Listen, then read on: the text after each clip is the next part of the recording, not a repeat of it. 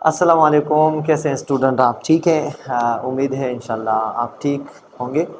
आज इंशाल्लाह कुछ ना कुछ नया सीखने को मिलेगा क्लास 10th के हवाले से। फिर आज हमारा लेक्चर का टाइटल है काइनेटिक काइनेटिक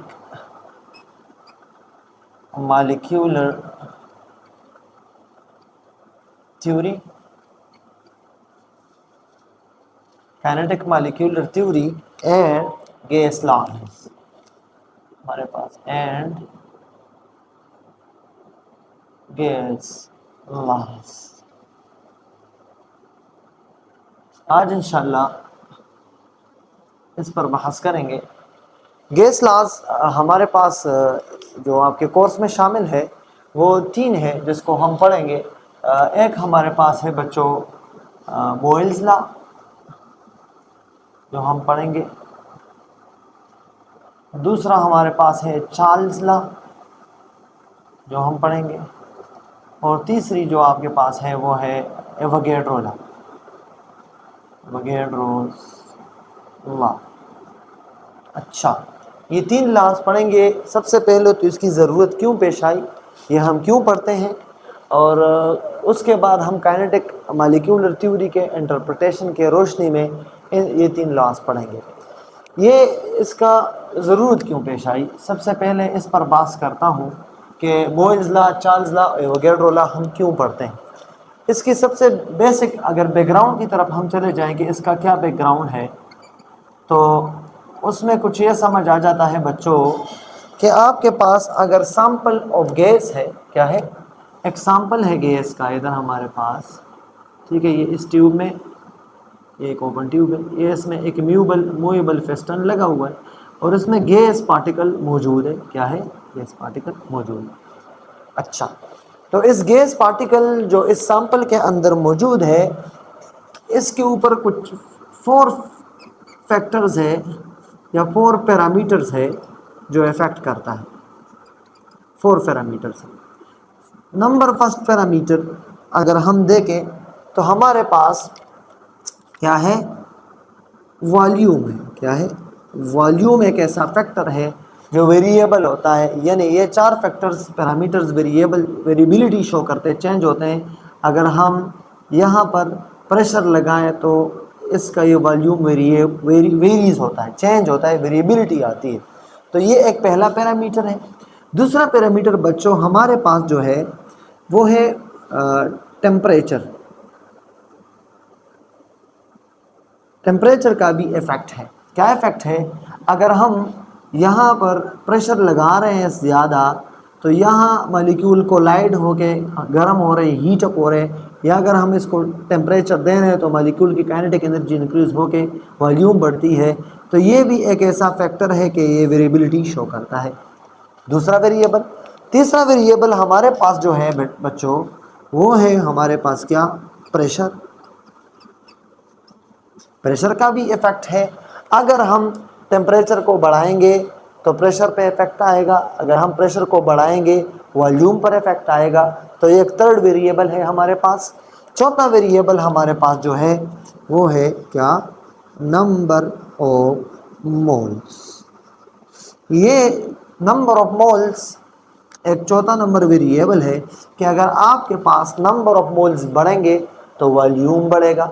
ठीक है, तो ये एक 4 ऐसे वेरिएबल्स हैं कि एक के चेंज होने से दूसरे में चेंज आता है, दूसरे के चेंज होने में तीसरे में चेंज आता है।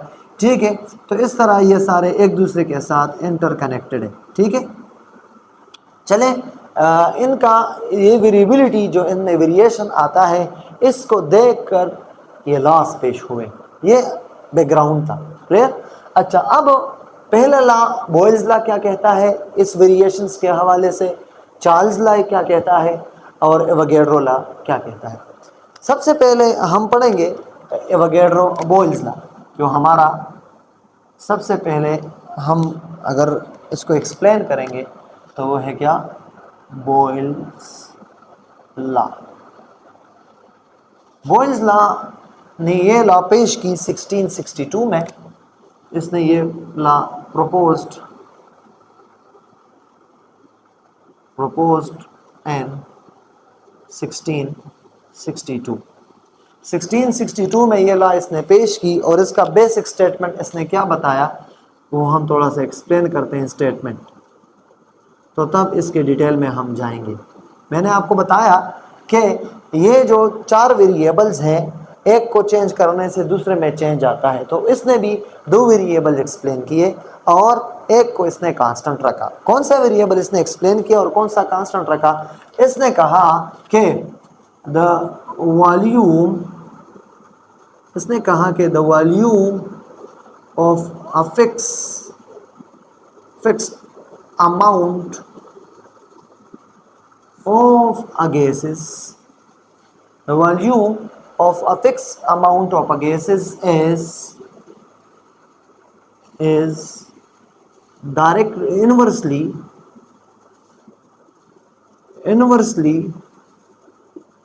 proportional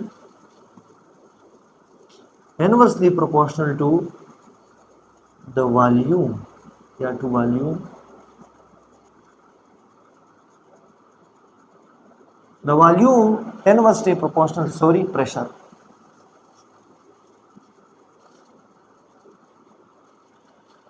अच्छा, the volume of a fixed amount of the gases is inversely proportional to the pressure while keeping temperature constant. ये कह रहा है स्टेटमेंट में आसान अल्फाज में कि हमारे पास एक फिक्स अमाउंट ऑफ गैस है। इसने एग्जांपल लिया, इस सैंपल में इसने एग्जांपल दिया, इस तरह एक बीकर लिया और इस बीकर में इसने गैसेस ले लिए। क्या ले लिए? गैसेस ले लिए। और ये फिक्स अमाउंट था, यानी 1 मोल आप कह सकते हैं, इसने फिक्स अमाउंट ले लिया। यहाँ पर आपके पास गैस मॉलिक्यूल मौजूद थे। क्लियर? इसने एक सैंपल ले लिया और यहाँ पर इसने एक मूवेबल पिस्टन लगा दिया कि इसमें मूवमेंट हो। जब हम कुछ ना कुछ प्रेशर बढ़ाएंगे तो क्या होगा, वेरिएबिलिटी क्या आएगी। इस तरह इसने ये सैंपल ले लिया। इसमें ये आपके पास गैसेस है। क्या है? गैसेस है। और गैसेस मॉलिक्यूल का आप लोगों को पता है कि ये फार अपार्ट होते हैं एक दूसरे से। आपको पता है कि ये रैंडम मोशन में होते हैं। ठीक है, फार अपार्ट होते हैं, रैंडम मोशन में होते हैं।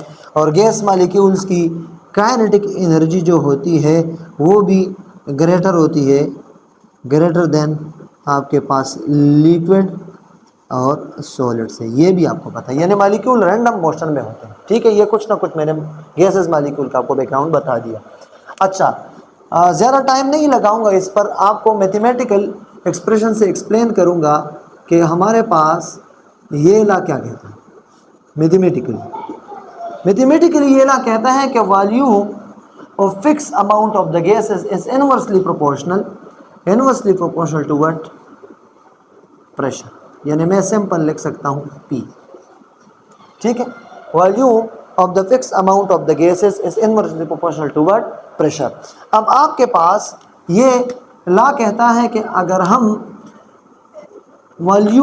अगर हम प्रेशर इसके ऊपर लग रहा है, इसको अगर हम कम करेंगे तो गैसेस एक्सपेंड होंगे, इसका वॉल्यूम बढ़ जाएगा। ठीक है, और अगर हम इस प्रेशर को बढ़ाएंगे तो वॉल्यूम कम हो जाएगा। ये इनवर्स प्रोपोर्शनलिटी है। मैं और आसान अल्फाज से समझाता हूँ आप लोगों को कि अगर इस पिस्टन के ऊपर मैं मज़ीद प्रेशर लगाऊं, क्या लगाऊं? प्रेशर लगाऊं, तो जब ये मज़ीद प्रेशर लगेगा तो गैस मॉलिक्यूल के अंदर आपके पास क्या होते हैं?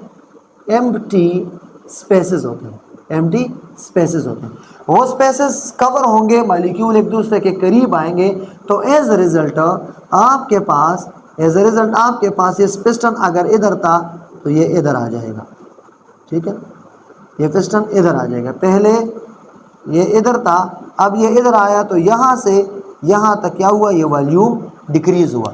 तो प्रेशर बढ़ाने से वॉल्यूम ऑफ द गैसेस क्या होते हैं? डिक्रीज होते हैं। ये इस इक्वेशन का खुलासा है।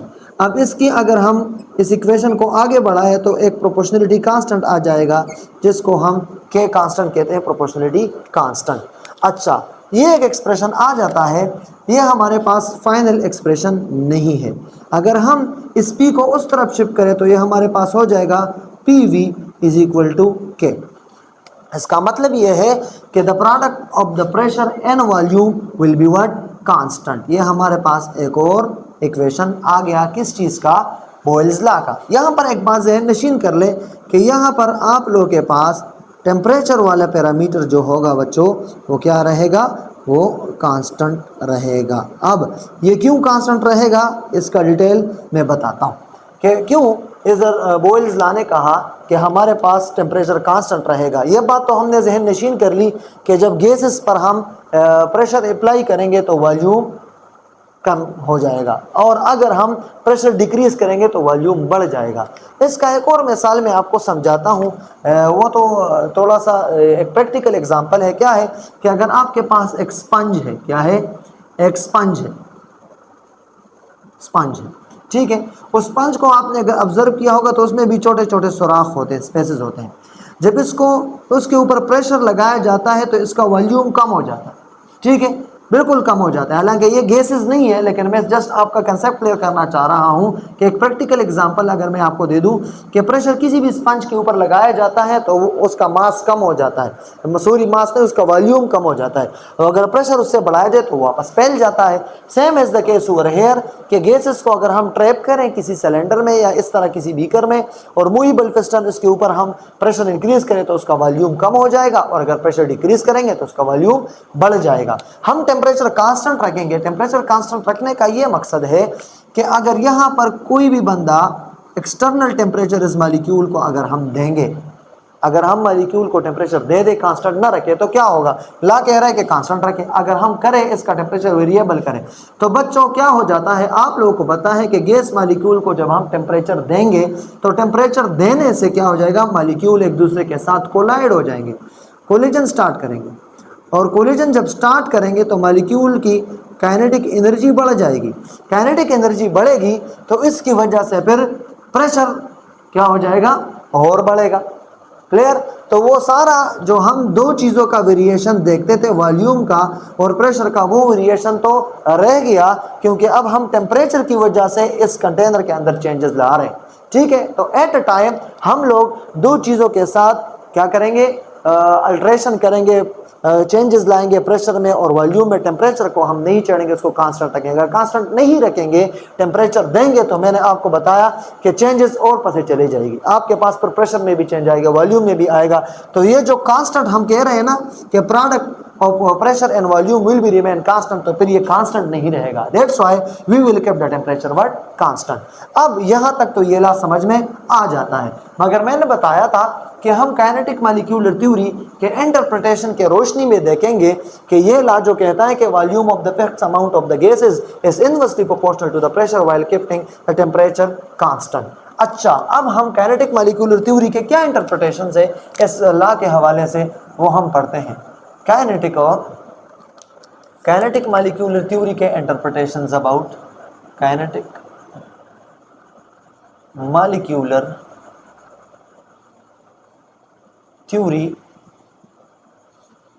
इस हवाले से क्या कहता है, बॉयल्स लॉ के हवाले से। तो ये आपको मैंने बताया था कि काइनेटिक मॉलिक्यूलर थ्योरी बच्चों हमें behaviour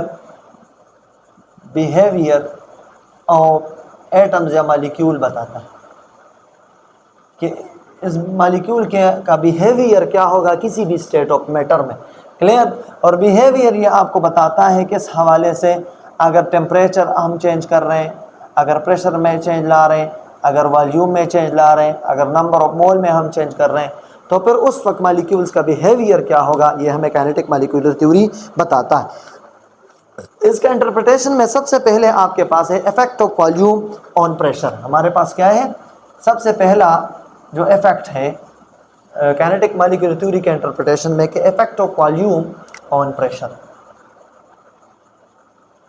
effect of volume on pressure.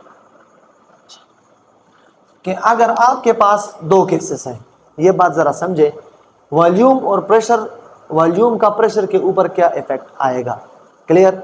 ये बात मैं आपको ज़रा सा समझाता हूँ आसानी के साथ कि मेरे पास वही एग्जाम्पल है। क्या है? एग्जाम्पल है। क्लियर? इस सैंपल के अंदर मॉलिक्यूल मौजूद है। क्या है?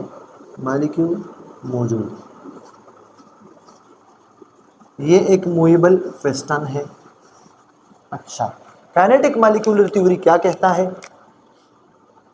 एक मूवेबल पिस्टन है जो मैंने कनेक्टेड किया है इस रॉड के साथ। Effect of volume on pressure. आपके पास अगर volume of the gases, volume of the gases decrease हो जाता है, ठीक है, वॉल्यूम डिक्रीज हम कर रहे हैं, ठीक है, तो वॉल्यूम तब डिक्रीज होता है किसी भी गैसेस का, अगर हम इस वॉल्यूम को क्या करें, डिक्रीज करें, तो वॉल्यूम तब डिक्रीज होता है कि यहाँ ऊपर क्या करें, हम प्रेशर इंक्रीज करें, तो ये वॉल्यूम अल्टीमेटली डिक्रीज हो जाएगा। अगर प्रेशर इस पिस्टन के ऊपर हम लगाएं इस नीचे एयर का मतलब है कंप्रेशर लगाएं, इंक्रीज करें, तो वॉल्यूम डिक्रीज हो जाएगा। तो उस वक्त behaviour number first while decreasing the volume of the gases, so हम क्या कह सकते हैं यहाँ पर कि कोलिजन क्या हो जाता है कि कोलिजन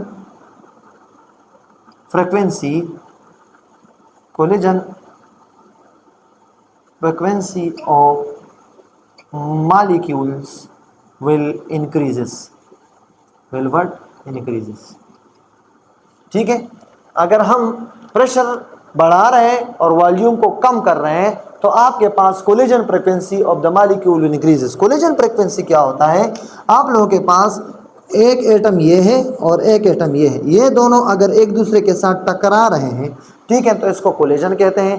पर सेकंड में कितनी मरतबा टकरा है उसको हम कोलिजन फ्रीक्वेंसी कहते हैं, ठीक है। तो मॉलिक्यूल एक दूसरे के साथ टकराना शुरू कर देंगे, क्या करेंगे, टकराना शुरू कर लेंगे। अब जब मॉलिक्यूल टकराएंगे तो टकराने की वजह से इनके कोलिजन फ्रीक्वेंसी बढ़ेगी, कोलिजन फ्रीक्वेंसी बढ़ेगी तो ये बात जहन में आ रहा है, ये बात भी जहन में आ रहा है कि आप लोगों के पास मॉलिक्यूल जब कोलाइड होंगे तो as a result kinetic energy भी क्या होगी, काइनेटिक एनर्जी भी क्या होगी, बढ़ेगी। मॉलिक्यूल की काइनेटिक एनर्जी क्या है, इंक्रीज हो रही है, मॉलिक्यूल्स कोलाइड कर रहे हैं, ठीक है ना।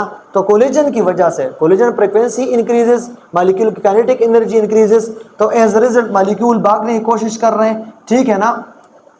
आप लोगों के पास प्रेशर ऊपर से आ रहे हैं तो जितने भी स्पेसेस हैं spaces between the gas molecules will simultaneously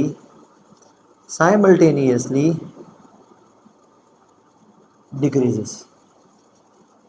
हमारे पास जो मॉलिक्यूल्स के दरमियान स्पेसेस है वो क्या हो रहे हैं, डिक्रीज हो रहे हैं, मॉलिक्यूल करीब आने लग जाते हैं, जब करीब आने लग जाते हैं तो एक फोर्थ स्टेट आ जाता है, क्या कि forces of attraction between molecules, force of attraction between the molecules का force of attraction जो है वो डेवलप्ड, ये डेवलप हो जाएंगे। फोर्स ऑफ अट्रैक्शन यानी मॉलिक्यूल एक दूसरे को अट्रैक्ट करेंगे, करीब आ जाएंगे। इतना अट्रैक्शन नहीं हो कि लिक्विड में चले जाएंगे, वो सीन नहीं है। मॉलिक्यूल जब करीब आएंगे तो थोड़ा से करीब हो गए, थोड़ा बहुत इंटरेक्शन इंक्रीज हो जाएगा, उसकी वजह से मॉलिक्यूल करीब आ गए। पहले ये इधर थे, अब ये मॉलिक्यूल हमने प्रेशर बढ़ा दिया, जब प्रेशर बढ़ गया तो वॉल्यूम डिक्रीज हुआ, तो अब आपके पास ये वॉल्यूम इधर तक आया, तो एटम्स थोड़े से एक दूसरे के क्या आ जाएंगे, करीब आ जाएंगे, कोलिजन फ्रीक्वेंसी बढ़ेगी, काइनेटिक एनर्जी बढ़ेगी। मगर यहाँ पर आप लोगों के पास क्या है, टेम्परेचर आप लोगों के पास क्या है, temperature will remain what, constant. Temperature आपके पास क्या रहेगा, कांस्टेंट रहेगा। तो बच्चों ये थोड़ा बहुत आपके पास क्या है एक्सप्लेनेशन, ताकि effect of volume on pressure, कि अगर हम वॉल्यूम कम कर रहे हैं तो प्रेशर बढ़ रहा है और प्रेशर के बढ़ने की वजह से मॉलिक्यूल का टकराव ज़्यादा हो रहा है, काइनेटिक एनर्जी बढ़ रही है, स्पेसेस कम हो रहे हैं, फोर्स ऑफ अट्रैक्शन थोड़ी बहुत डेवलप हो रही है और टेम्परेचर क्या है, कांस्टेंट है। अब हमारे पास टेम्परेचर इधर क्या है, ये थोड़ा सा हल्का नज़र आ रहा है, टेम्परेचर हमारे पास क्या है, कांस्टेंट है। अब एक और इंटरप्रिटेशन है हमारे पास कि अगर कांस्टेंट टेम्परेचर हम क्यों रख रहे हैं, ठीक है ना। कांस्टेंट टेम्परेचर रखने की वजह क्या है वो थोड़ा बहुत एक्सप्लेन करता हूँ। इधर ही हमारे पास अगर आपने स्क्रीनशॉट लिया है तो कांस्टेंट टेम्परेचर की वजह भी एक्सप्लेन कर रहा हूँ कि हमने टेम्परेचर कांस्टेंट लिया। अच्छा,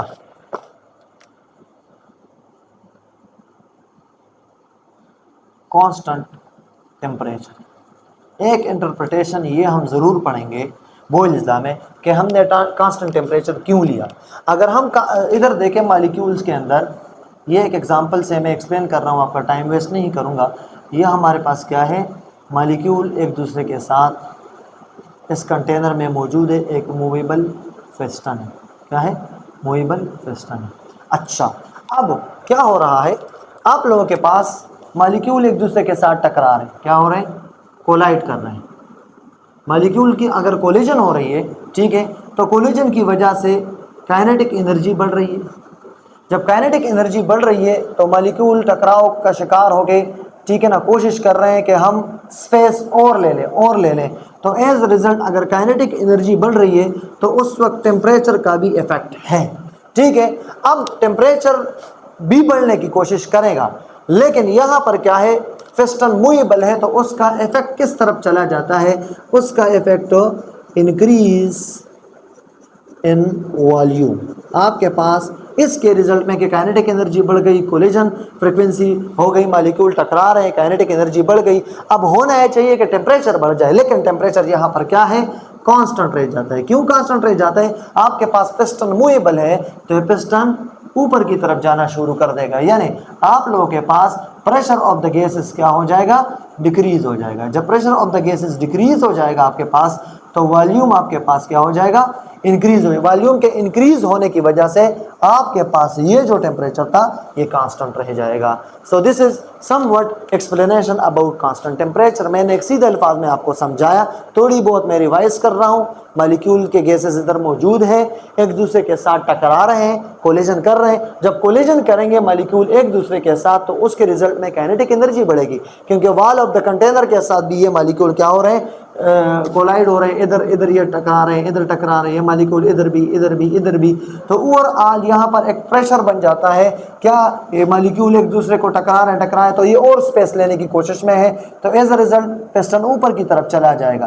pressure decreases so volume increases, volume increase हो जाएंगे। अगर वॉल्यूम हम फिक्स रखेंगे फिर टेम्परेचर का कुछ ना कुछ इफेक्ट आएगा, मगर इधर हमारे पास वॉल्यूम, ये मूवेबल पिस्टन है, ये फिक्स नहीं है, ये ऊपर चला जाएगा, इस लेवल पर आ जाएगा, ठीक है, ये पिस्टन आपके पास। तो एज रिजल्ट ये टेम्परेचर कांस्टेंट रह जाएगा और वॉल्यूम इंक्रीज हो जाएगा। This is the whole story about Boyle's law.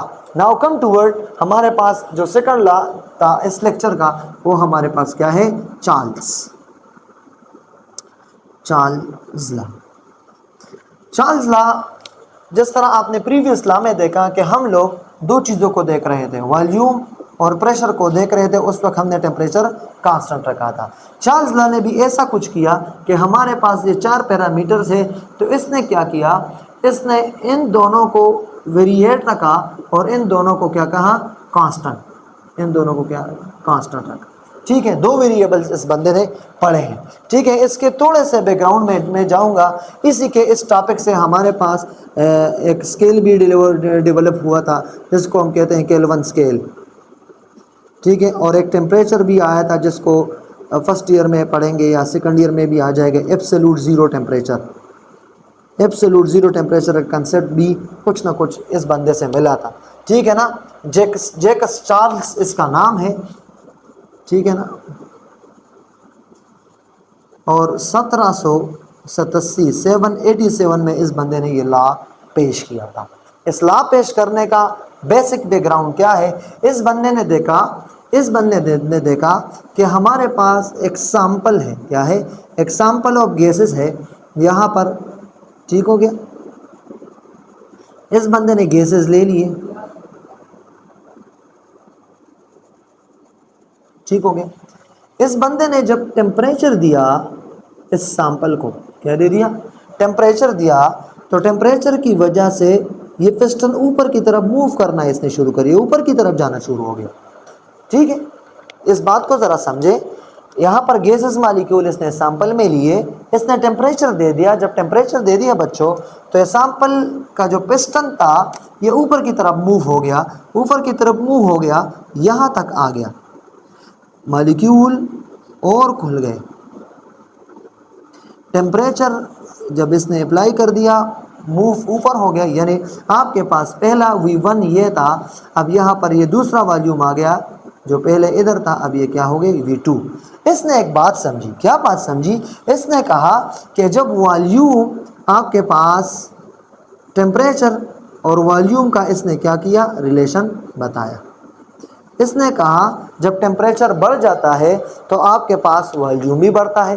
ठीक है, तो इसने एक लॉ बताया, क्या बताया, इसने एक स्टेटमेंट ये दी, और इसका स्टेटमेंट क्वाइट सिंपल है। इसने कहा कि the volume of the fixed amount of the gases, the volume of fixed amount of the gases, यहाँ पर fix amount of the gases Boyle's में भी हम कह रहे थे, यहाँ भी फिक्स अमाउंट का मतलब यह है कि number of mole will be what, constant. Clear? So the volume of the fix amount of the gases is directly proportional to absolute temperature. क्या? Absolute temperature. यानी आप लोगों के पास अगर व्हाइल गिफ्टिंग, यहाँ पर मैं बात करता हूँ कि आप लोगों के पास यहाँ पर pressure is equal to what, constant. आप लोगों के पास वॉल्यूम किसी भी गैस का फिक्स अमाउंट है और डायरेक्टली प्रोपोर्शनल है किस चीज़ का, एब्सोल्यूट टेम्परेचर का, यानी V is directly proportional to what, temperature. और इधर मैं ब्रैकेट में लिखता हूँ एब्सोल्यूट। एब्सोल्यूट क्यों लिखता हूँ? एब्सोल्यूट लिखने की एक वजह है, वो वजह यह है कि यहाँ पर इस बंदे ने जो टेम्परेचर का स्केल लिया था, वो स्केल असल में क्या था, केल्विन था, और केल्विन स्केल के टेम्परेचर को हम कहते हैं एब्सोल्यूट टेम्परेचर। तो अगर हम न्यूमेरिकल प्रॉब्लम में टेम्परेचर को डील करेंगे तो डिग्री सी में डील नहीं करेंगे, हम केल्विन स्केल में डील करेंगे। उसकी एक बेसिक बैकग्राउंड में एक और वजह भी है। क्या वजह है? आप लोगों के पास, आप लोग अगर एक टॉपिक है जिसको एब्सोल्यूट जीरो टेम्परेचर कहते हैं, लेकिन थोड़ा बहुत एक टच देता हूँ यहाँ पर, तो ताकि ये कंसेप्ट क्लियर हो जाए कि एब्सोल्यूट टेम्परेचर का वर्ड हम क्यों इस्तेमाल कर रहे हैं। ठीक है, अच्छा, बस थोड़ा सा एक टच दे रहा हूँ। आपके बुक ने तो कुछ नहीं लिखा इसके हवाले से, लेकिन क्लास 10 की बात कर रहा हूँ। लेकिन यहाँ पर एब्सोल्यूट टेम्परेचर को अगर देखा जाए तो एक केल्विन स्केल है। केल्विन स्केल क्या आता है? ये हमारे पास एक ग्राफ है, ठीक है ना, ये क्या है, एक ग्राफ है। इस ग्राफ में ऐसा हुआ कि आप लोगों के पास ये था नीचे क्या, टेम्परेचर, ठीक है, ये आपके पास था वॉल्यूम, ठीक है। अब वॉल्यूम वर्सेस टेम्परेचर का ग्राफ था। तो यहाँ पर अगर देखा जाए कि हम जब टेम्परेचर, नीचे टेम्परेचर बढ़ रहा है, ठीक है ना, ये 0 है, फॉर एग्जांपल ये 10 है, ये 20 है, ये 30 है, ये 40 है, ठीक है। जब टेम्परेचर बढ़ रहा था तो वॉल्यूम भी क्या हो रहा था, सॉरी मैं ये इधर से स्टार्ट ले रहा हूँ, इधर वॉल्यूम था, ये इस तरह जा रहा है, ठीक है। इन लोगों ने सोचा कि गैसेस है, ये स्पेशल गैसेस की बात हो रही है, कि अगर इस गैसेस का टेम्परेचर हम बढ़ा रहे हैं तो वॉल्यूम भी बढ़ रहा है, ठीक है। क्यों ना हम इन गैसेस का टेम्परेचर कम करें, कम करें, कम करें, कम करें, कम करें, और एक ऐसे जगह पर पहुंचे कि जिधर volume of the gases is equal to 0। ये एक हाइपोथेटिकल कंसेप्ट था, हाइपोथेटिकल एक सोच था। इन लोगों ने जब इस ग्राफ को रिवर्स करके एक्सट्रापोलेट किया, वापस ले आए, तो एक टाइम आया, एक जगह आया, उस जगह पर आप लोगों के पास, उस जगह पर आप लोगों के पास टेम्परेचर हो गया इधर माइनस 273.15 डिग्री सी। ये एक हाइपोथेटिकल टेम्परेचर था। इस टेम्परेचर पर आप लोगों के पास कंसिडर ये हुआ कि volume of the gases is equal to 0। Clear? ये अभी तक, ये टेम्परेचर अभी तक अचीव नहीं हुआ। क्लियर। ये एक हाइपोथेटिकल टेम्परेचर है कि यहाँ पर volume of the gases will be equal to what, zero. इस वजह से इस टेम्परेचर को एब्सोल्यूट जीरो टेम्परेचर भी कहते हैं।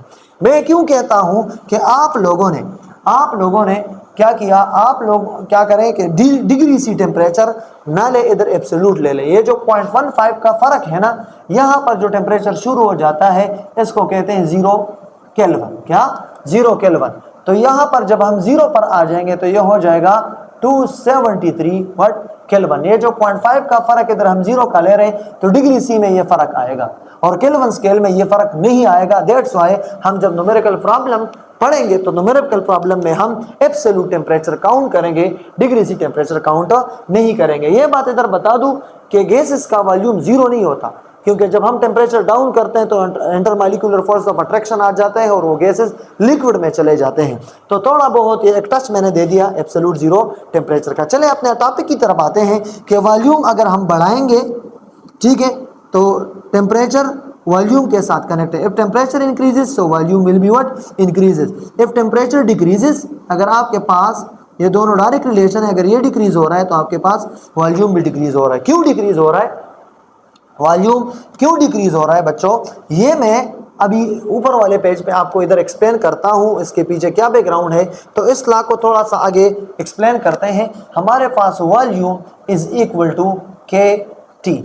आपके पास ये जो के है ये पता है आपको कि ये प्रोपोर्शनलिटी कांस्टेंट है। क्या है? प्रोपोर्शनलिटी कांस्टेंट है। अच्छा, प्रोपोर्शनलिटी कांस्टेंट। अब अगर हम इस टी को उधर शिफ्ट करें तो v divided by T is equal to what, K constant.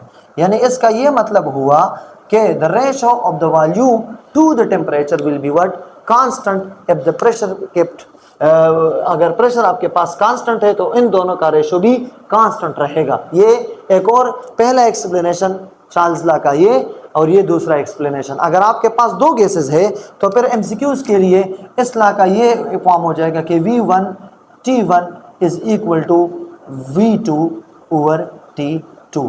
ये भी एक फॉर्म है चार्ल्स लॉ का, ठीक है। बोयल्स लॉ में मैंने एक फॉर्म आपको नहीं बताया, मैंने उधर बताया था कि PV is equal to what, के।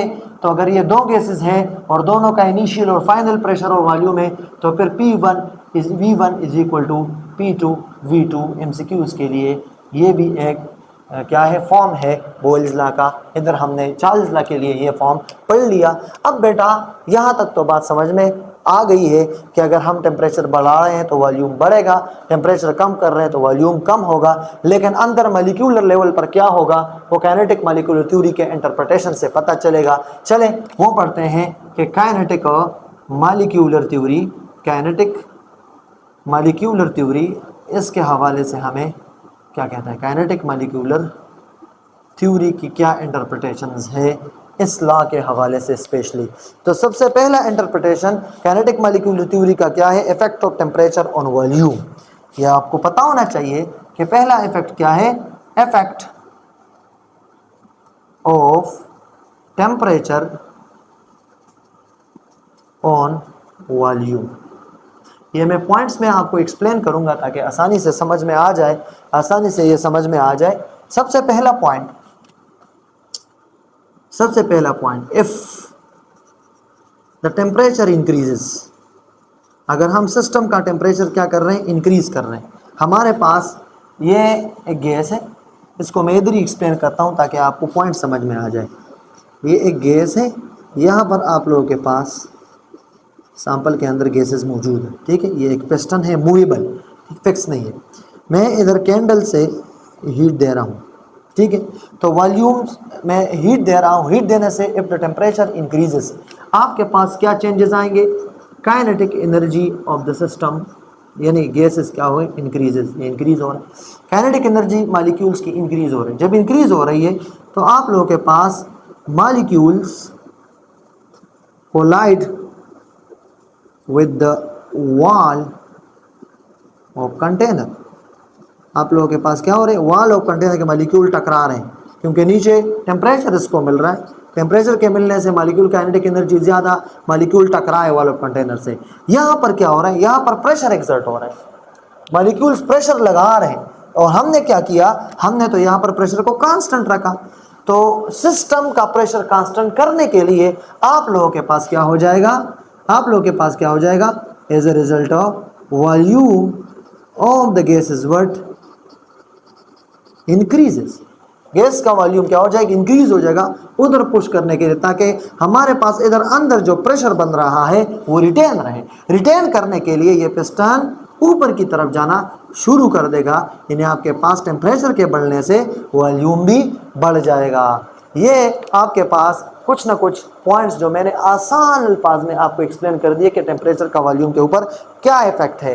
इसके अगेंस्ट इधर ही एक्सप्लेन करते हैं, अगर आप लोगों ने स्क्रीनशॉट लिया हो इधर ही, कि हम कांस्टेंट प्रेशर रखते हैं। क्या रखते हैं, कांस्टेंट प्रेशर रखते हैं। अगर हमारे पास एक और पैरामीटर आ गया काइनेटिक मॉलिक्यूलर थ्योरी का, कि अगर आपके पास कांस्टेंट क्या हो, प्रेशर हो फॉर चार्ल्स लॉ, तो कांस्टेंट प्रेशर का मतलब भी मैंने इधर ही तकरीबन एक्सप्लेन कर दिया कि आप लोगों के पास टेम्परेचर बढ़ रहा है, टेम्परेचर बढ़ने की वजह से एवरेज एनर्जी ऑफ काइनेटिक बढ़ रही है। अगर काइनेटिक एनर्जी बढ़ रही है मॉलिक्यूल्स की आपके पास, तो ये पिस्टन मूवेबल है। Molecule wall of the container के साथ टकरा रहे हैं, तंग हो रहे हैं कि हमें नीचे से हीट मिल रहा है, एनर्जी मिल रही है, हमें छोड़ने दें, हमें फ्री, हमें रिलीज करें, हमें इस प्रेजेंस से निकाले, तो प्रेशर बनेगा। और हमने क्या करना है, हमने इस प्रेशर को कांस्टेंट रखना है। अगर प्रेशर बढ़ना चाहते हैं, बढ़ाना चाहते हैं, तो फिर तो इस पिस्टन को कांस्टेंट रखना, फिक्स करना पड़ेगा। लेकिन नहीं, we are observing, we are experimentally thinking about what Charles law. Charles law को हम वेरीफाई कर रहे हैं कि आया टेम्परेचर के बढ़ने से वॉल्यूम बढ़ता है। हाँ, जब हमने टेम्परेचर दे दिया, ये सारे पैरामीटर्स आ गए, वॉल्यूम ऑटोमेटिकली ये पिस्टन ऊपर की तरफ जाना शुरू हो गया। क्यों? क्योंकि हमारे पास प्रेशर क्या था, कांस्टेंट था। अगर हम प्रेशर कांस्टेंट ना रखना चाहे तो, और इसको बिल्कुल फिक्स रखना चाहे, फिर प्रेशर बढ़ेगा टेम्परेचर के बढ़ने से। लेकिन हम उस सिनेरियो को नहीं पढ़ रहे, हम क्या पढ़ रहे हैं, हम प्रेशर को कांस्टेंट रखना चाहते हैं। तो अगर प्रेशर का हमारे पास एक रिक्वायरमेंट है कि हम कांस्टेंट रखें, तो फिर वॉल्यूम अल्टीमेटली क्या कहे, बढ़ेगा। दिस इज बच्चों whole story about what Charles law और उसके काइनेटिक मॉलिक्यूलर थ्योरी के इंटरप्रिटेशंस। अगर आपको हमारी ये वीडियो अच्छी लगी और कुछ ना कुछ सीखने को मिला है, तो कमेंट्स बॉक्स में बताएं। कोई भी पॉइंट हो, कोई भी ऐसा एम्बिग्विटी हो कि जिसको हमने क्लियर ना किया हो, तो आप ज़रूर हमें बताएं और हमें बहुत खुशी होती है। इंशाल्लाह मिलते हैं नेक्स्ट लेक्चर जो हमारे एवोगैड्रो लॉ का है। थैंक यू, अपना भी ख्याल रखें और दूसरों का भी।